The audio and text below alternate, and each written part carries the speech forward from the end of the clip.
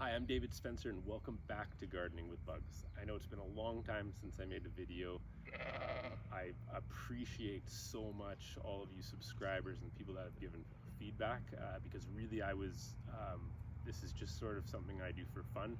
And so I was putting it off and I didn't make a video because it was just sort of on the back burner. But with all this feedback, I have a renewed sense that what I'm offering here is of value to you.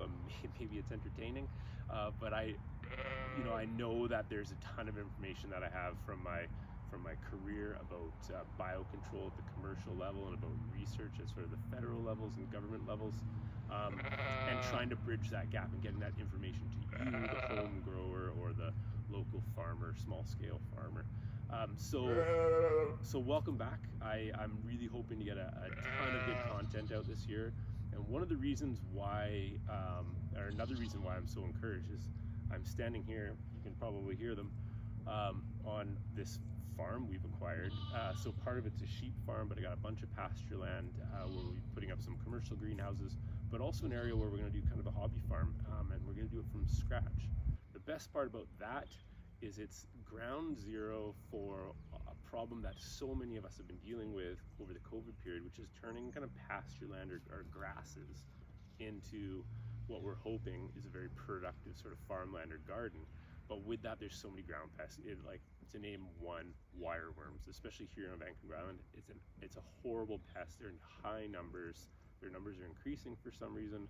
They love grass, and as soon as you remove that grass and put a crop in, it's the worst. So luckily, from my perspective, we're gonna be setting this up in like the worst case scenario. We're gonna turn grass that hasn't been turned for a decade maybe. We're gonna put crops directly into that ground. And we're gonna show you the interactions of wireworms, how to control wireworms, you name it. So there's a lot of opportunity here to go from the very beginning of a hobby farm to hopefully a nice successful harvest. And even if it's not a successful harvest this year, at least we'll get to enjoy together the frustrations of pests and observing how they're interacting with the crops and other natural occurring predators or parasitoids, or maybe we're going to be augmentatively adding biocontrol as well.